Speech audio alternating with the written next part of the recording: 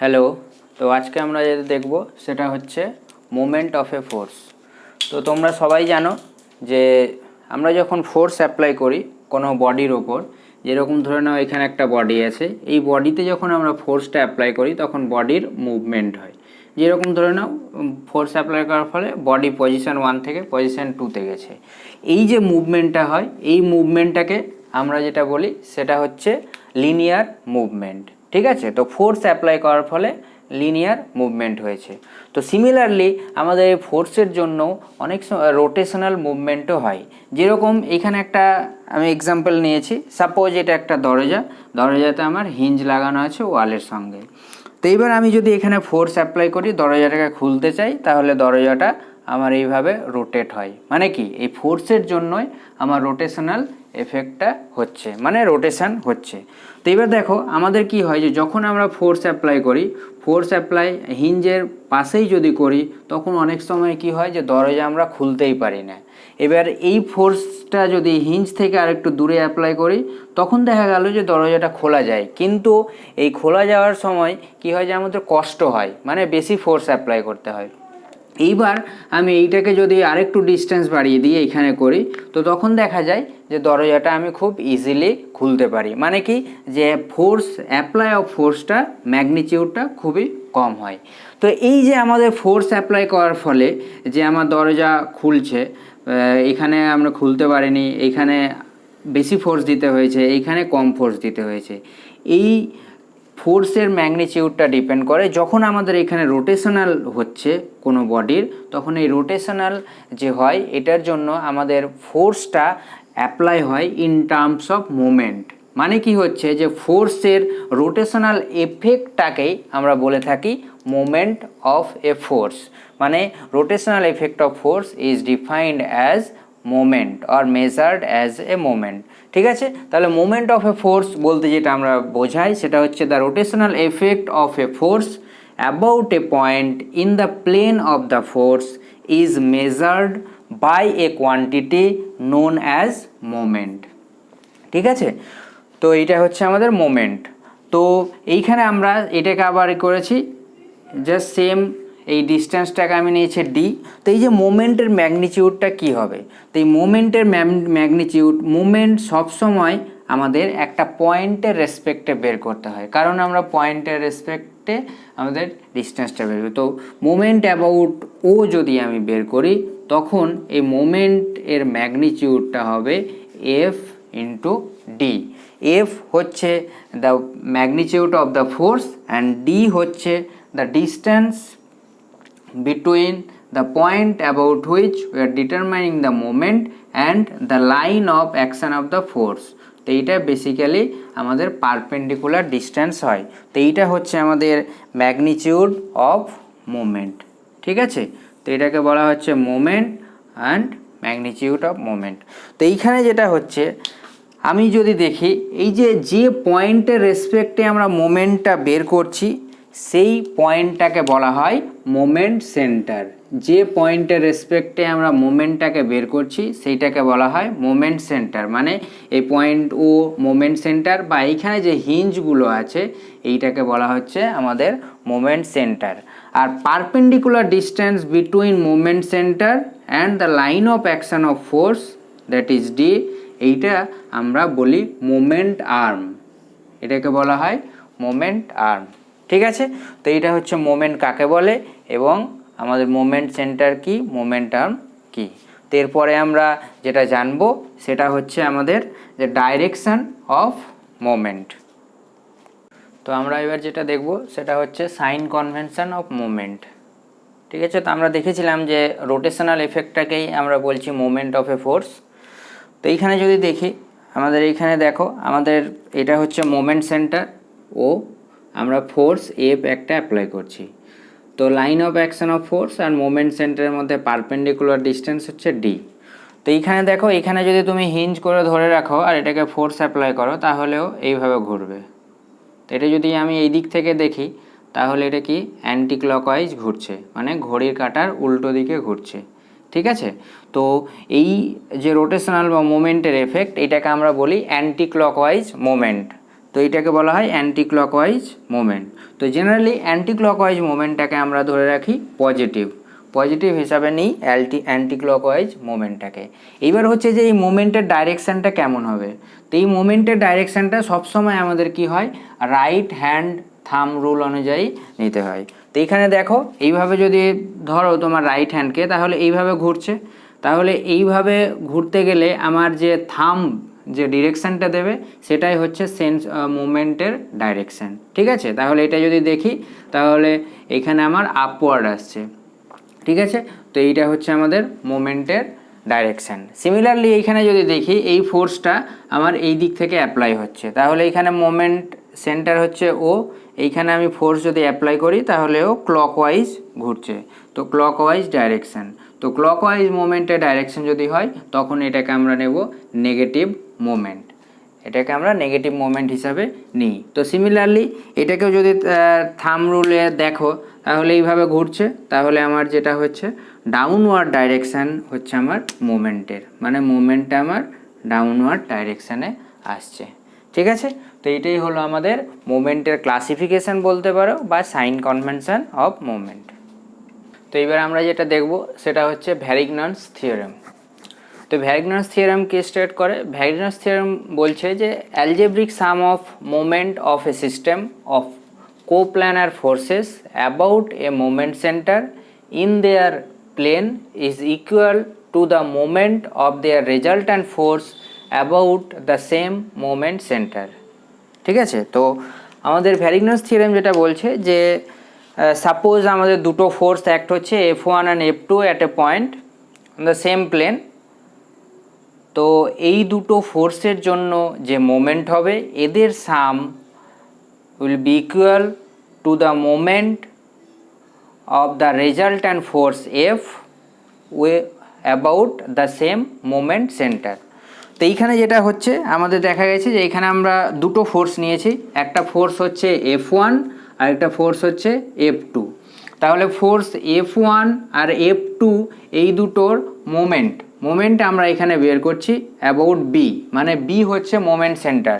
তো moment centre B এর জন্য আমাদের যে মোমেন্ট হবে F1 অ্যান্ড F2, এইটা moment of the force F1 and F2 about the point B আমরা বলতে পারি যে F1 আমরা বলতে পারি F1 into L1 plus F2 into L2। আমরা জানি ফোর্স ইন্টু পারপেন্ডিকুলার ডিস্টেন্স। তাহলে দেখো এখানে আমাদের যে ফোর্স F1 থেকে B থেকে যে পারপেন্ডিকুলার ডিস্টেন্স সেটা L1, F2 এর জন্য B থেকে পারপেন্ডিকুলার ডিস্টেন্স L2। ঠিক আছে, আর এরা যে অ্যাঙ্গেল করছে সেটা θ1, θ অ্যান্ড θ2। তাহলে আমাদের F1 into L1 plus F2 into L2 হচ্ছে sum of the moment of the force F1 and F2 about point B। ঠিক আছে, এইবার এইটাকে আমরা এই দিকে কনভার্ট করতে পারি। তাহলে আমরা যদি দেখি তাহলে F1 হচ্ছে F1, L1কে আবার আমরা লিখতে পারি কি BA cos θ। এই BA cos θ দেখো এইটা যদি আমরা ট্রায়াঙ্গেল নিই, এই ট্রায়াঙ্গেলটা, তাহলে L1 ইজ ইকাল টু হচ্ছে আমাদের BA cos θ। তাহলে আমরা এটা বলতে পারি BA cos θ1। সিমিলারলি F2-র জন্য বা L2-র জন্য আমরা আবার লিখতে পারি BA টু cos θ2। ঠিক আছে, তো এইটা আমরা পেলাম। এইবার এইখানে আমরা যেটা করছি, আমরা BA যেহেতু দু জায়গায় আছে এটা আমরা কমন নিয়ে নিচ্ছি, F1 cos θ1 plus F2 into cos θ2, এটা আমরা লিখতে পারি। এবার দেখো F1 cos θ1 কি, F1 cos θ1 যদি দেখো তাহলে আমাদের F1x x component of the F1। তাহলে এটাকে আমরা কি, এটাকে আমরা লিখতে পারি যে BA into F1x x component of F1 plus F2x x component of F2। ঠিক আছে, তাহলে BA F1x plus BA F2x। তাহলে এইটাকে আমরা আবার কি লিখতে পারি, দেখো F1x অ্যান্ড F2x এর যে রেজাল্ট্যান্ট সেটাই আমরা বলতে পারি এফএক্স, আমরা বলতে পারি। তো তার জন্য আমরা এখানে লিখছি বি এ ইন্টু এফএক্স, ঠিক আছে। তো বি এ ইন্টু এফএক্স এসছে। আবার এইটাকে আমরা কনভার্ট করতে পারি, বি এ ইন্টু এফএক্সটাকে আমরা বলতে পারি এফ কস থিটা, জাস্ট উল্টোটা করছি, তাহলে এফ কস থিটা। এইটাকে আমরা আবার লিখতে পারি কি F into B A cos theta, ঠিক আছে, F into B A cos theta. আবার এই বি এ কস থিটাটা আমরা বলতে পারি এল, তাহলে এটা হয়ে গেল আমাদের এফ ইন্টু এল। তাহলে দেখো আমরা শুরু করেছিলাম যে summation of the moment of F one and F two, this one আমরা পেয়ে গেলাম এফ ইন্টু এল, ঠিক আছে। তাহলে এইটাই হয়ে গেল আমাদের কি Varignon's theorem, f one into l one plus f two into l two, ঠিক আছে। যদি number of coplanar forces acting, number of coplanar forces acting, then the moment about a moment center will be equal to the moment of the resultant force, ঠিক আছে। তো এইখানে আমাদের যেটা মনে রাখতে হবে, আমাদের সাম অফ মোমেন্টস কোপ্ল্যানার ফোর্সেস, মনে রাখবে ফোর্সেস শুড বি কোপ্ল্যানার। আরেকটা কি মোমেন্ট সেন্টার সেম হতে হবে, moment centre same, about the same moment centre, ঠিক আছে। তো এই কয়েকটা পয়েন্ট আমাদের মনে রাখতে হবে। তো এইটা হলো আমাদের ভ্যারিগনন্স থিওরেম, আমাদের বিভিন্ন জায়গায় অ্যাপ্লাই হয়। অনেক সময় বিভিন্ন কম্পিটিটিভ এক্সামে শুধু এই সিম্পল থিওরিটাই দিয়ে দেয়, থিওরেমটাই বলে দেয়, বলে এটা কোন থিওরেম, ভ্যারিগনন্স থিওরেম, ল্যামিস থিওরেম বা অন্য কোনো থিওরেমের নাম দিয়ে দেয়, ঠিক আছে। তো আশা করি তোমাদের ক্লিয়ার হয়েছে। তো এটাই হচ্ছে আমাদের ভ্যারিগনন্স থিওরেম। তো এবার আমরা একটা প্রবলেম সলভ করব রিলেটেড টু মুভমেন্টস। তো এখানে একটা স্কোয়ার আছে, square A B C D, স্কোয়ারের লেন্থ হচ্ছে 2.5 metre, 2.5 metre, sorry this is metre, okay. So these are the forces acting along the sides of the square.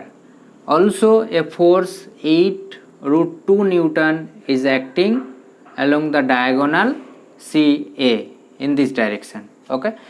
So you have to find or you have to calculate the resultant moment of all the forces about point B. Point B এর রেসপেক্টে আমাদের যে resultant force আছে সেটা আমাদের বের করতে হবে, ঠিক আছে। তো তাহলে আমাদের কি করতে হবে, রেজাল্ট্যান্ট ফোর্স বের করার জন্য আমাদের মোমেন্ট যেহেতু বলেছে, তো মোমেন্ট বের করার সময় আমাদের অলওয়েজ যেটা প্রয়োজন হয় আমরা বলেছিলাম পারপেন্ডিকুলার ডিস্ট্যান্স। তো মোটামুটি সমস্ত ফোর্সের ক্ষেত্রে অ্যালং দ্য সাইডস আমরা পারপেন্ডিকুলার ডিস্ট্যান্স বের করতে পারি, কিন্তু আমাদের এই ডায়াগোনালের ক্ষেত্রে ডাইরেক্টলি আমরা পারপেন্ডিকুলার ডিস্ট্যান্সটা বের করতে পারবো না। তো তার জন্য আমাদের কি করতে হবে, এই ডায়াগোনালের আমাদের পারপেন্ডিকুলার ডিস্ট্যান্স বের করতে হবে, ঠিক আছে। তো সাপোজ এটা ই, তো এই ডিস্ট্যান্সটা কত হবে সেটা দেখতে হবে। তো আমাদের যেটা পারপেন্ডিকুলার ডিস্ট্যান্স হয়েছে বি ই, তো বি বের করার জন্য আমাদের কি করতে হবে, যেহেতু এটা আমাদের স্কোয়ার আছে তো এটাও ডায়াগোনাল, মানে এটা আমাদের 45 ডিগ্রি হবে। তো আমরা যদি ট্যান থিটা বের করি, ট্যান থিটা এইটা ইজিক্যাল টু আমরা বলতে পারি বিই বাই বিসি, ঠিক আছে। তো এইখান থেকে আমরা বিই বের করে নিতে পারি, বি হচ্ছে বিসি 2.5 ইন্টু ট্যান 45 ডিগ্রি, এবং এইটা আমরা পেয়ে যাব 2.5 বাই √2। তো এইটা হচ্ছে আমাদের বিই বা perpendicular distance from point B to E, ঠিক আছে। এই ডিস্টেন্সটা আর বাকি আমাদের পারপেন্ডিকুলার ডিস্টেন্স সমস্ত কিছুই আমাদেরকে জানা আছে, ঠিক আছে। তাহলে আমরা দেখি বের করি, moment about point B, moment about point B that I am writing here as a MB. তাহলে দেখি কি হবে মোমেন্ট অ্যাবাউট পয়েন্ট বি। তাহলে এই 5 নিউটন, আচ্ছা এবি থেকে শুরু করি। এবি, তাহলে এবি যে 10 নিউটন লোড অ্যাক্ট হচ্ছে, এর পারপেন্ডিকুলার ডিস্টেন্স কত পয়েন্ট বি থেকে, এটা 10 নিউটন লোডটা পয়েন্ট বি এর মধ্যে দিয়ে যাচ্ছে, তাহলে পারপেন্ডিকুলার ডিস্টেন্স 0। তাহলে আমরা বলতে পারি 10 ইন্টু 0। সিমিলারলি বিসি যেটা আছে, বিসিটাও আমাদের কি হবে 10 ইন্টু 0, সরি 5 ইন্টু 0, যেহেতু পয়েন্ট বি দিয়েই পাস করছে, পারপেন্ডিকুলার ডিস্টেন্স 0। ঠিক আছে, নেক্সট আমাদের যেটা হচ্ছে 15 নিউটন। 15 নিউটন সিডি বরাবর এই দিকে অ্যাক্ট হচ্ছে। তো এই সিডি থেকে পয়েন্ট বি এর ডিস্টেন্স কত, দ্যাট ইজ আওয়ার 2.5 মিটার। তাহলে 2.5 মিটার অ্যাক্ট করছে কি, এটা অ্যান্টি ক্লকওয়াইজ। তো আমরা মোমেন্টের যে ডাইরেকশন বা সাইন কনভেনশন দেখেছিলাম, সেটা হচ্ছে অ্যান্টি ক্লকওয়াইজ হলে পজিটিভ হয়। তাহলে আমরা বলতে পারি প্লাস 15 ইন্টু 2.5। ওকে, দেন নেক্সট ডিএ। তো ডিএ হচ্ছে 20 নিউটন। 20 নিউটন না, সরি 15 নিউটন, এটা ক্লকওয়াইজ হচ্ছে, তো ক্লকওয়াইজ মানে নেগেটিভ। তো 20 নিউটন, 20 নিউটন অ্যাক্ট হচ্ছে পারপেন্ডিকুলার ডিস্টেন্স কত, এগেন সিমিলারলি 2.5 মিটার, অ্যান্ড এটা হচ্ছে অ্যান্টি ক্লকওয়াইজ, এটা অ্যান্টি ক্লকওয়াইজ ঘোরাবে। তাহলে অ্যান্টি ক্লকওয়াইজ ঘোরালে আমাদের সেটা হবে পজিটিভ। তো 20 into 2.5। Okay, another one force is acting along the diagonal. এই ডায়াগোনাল বরাবর আরেকটা ফোর্স অ্যাক্ট হচ্ছে, সেটা হচ্ছে 8/√2 নিউটন, যেটার পারপেন্ডিকুলার ডিস্টেন্স। তাহলে এইটা যদি দেখি, আমাদের এই ফোর্সটা কি করবে, এটাকে অ্যান্টি ক্লকওয়াইজ ঘোরাবে, তাই তো। তাহলে এইটাকে আমরা বলতে পারি অ্যান্টি ক্লকওয়াইজ মানে positive 8/√2 force into perpendicular distance কত পয়েন্ট বি থেকে, দ্যাট ইজ আওয়ার 2.5/√2। ঠিক আছে, তো এটা হয়ে গেল আমাদের মোমেন্টের ক্যালকুলেশন। তাহলে √2 এখানে কেটে যাবে। এইবার আমাদের সিম্পল ক্যালকুলেশন যদি করা হয়, তাহলে এটা যেটা হবে 32.5 নিউটন মিটার, 2.5 নিউটন মিটার। তো এমবি হচ্ছে moment about our point B. ঠিক আছে, তাহলে এদের রেজাল্ট্যান্ট মোমেন্ট হলো পয়েন্ট বি। তো এইখানে আমাদের এমবি যেটা আসছে সেটা পজিটিভ আসছে। তো পজিটিভ মানে আমরা যেটা ভাববো কি, এটা আমরা বলতে পারি যে এমবি হচ্ছে 32.5 নিউটন মিটার অ্যান্টি ক্লকওয়াইজ। ঠিক আছে, তো অ্যান্টি ক্লকওয়াইজ মুভমেন্ট। তো এইরকম আমাদের ছোট ছোট প্রবলেম বিভিন্ন কম্পিটিটিভ এক্সাম আসতে পারে। দেখছো এটা খুবই ইজি প্রবলেম, এটা করা কোনো ব্যাপারই না, শুধু আমাদের মোমেন্ট ক্যালকুলেশনের সেন্সটা থাকতে হবে। হ্যাঁ, নেক্সট প্রবলেম দেখবো, প্রবলেম নাম্বার 2। তো নেক্সট প্রবলেমে বলছে যে দুটো বার PQ and bar RS. This 2 bar is welded at point Q. Weight of this 2 bar is 75 Newton. Okay, so in this moment you have to calculate the angle theta which makes the bar PQ with the vertical when load 160 Newton is acting at S. Okay, so in this situation you have to find the angle theta. Okay, so keep it in mind when you will get the mechanical system and there is a hinge. So one thing you should keep it in mind that you have to find the moment. মানে যেখানেই তুমি hinge দেখবে mechanical সিস্টেমে, সেখানে তোমাকে moment বের করতেই হবে। মোমেন্ট বের করলেই কিছু না কিছু বেরিয়ে আসবে, এটা মনে রাখবে। যে কোনো জায়গায় যে কোনো কিছুতে যদি ফোর্স অ্যানালাইসিস করো, তাহলে আমাদের মোমেন্ট বের করতেই হবে। যদি হিঞ্জ থাকে তাহলে কিছু না কিছু অ্যান্সার বেরিয়েই আসবে। ঠিক আছে, তো এইটার ক্ষেত্রেও আমাদের যেটা কি করতে হবে, আমাদের মোমেন্ট বের করতে হবে। তো তুমি যদি মোমেন্ট অ্যাবাউট পি হিঞ্জের রেসপেক্টে বের করো, দিয়ে ইকুইলিব্রিয়াম রাখার জন্য আমাদের ইকুয়াল টু 0 করো, তাহলে আমাদের অ্যাঙ্গেল থিটা বেরিয়ে আসবে। ঠিক আছে। তো অ্যাঙ্গেল থিটা বেরিয়ে আসলে অ্যান্সার যেটা হবে 16.389 ডিগ্রি। তো এটা তোমরা বাড়িতে ট্রাই করো, যদি না হয় আমাকে বলবে, আমি নেক্সট লেকচারে সলভ করে দেবো।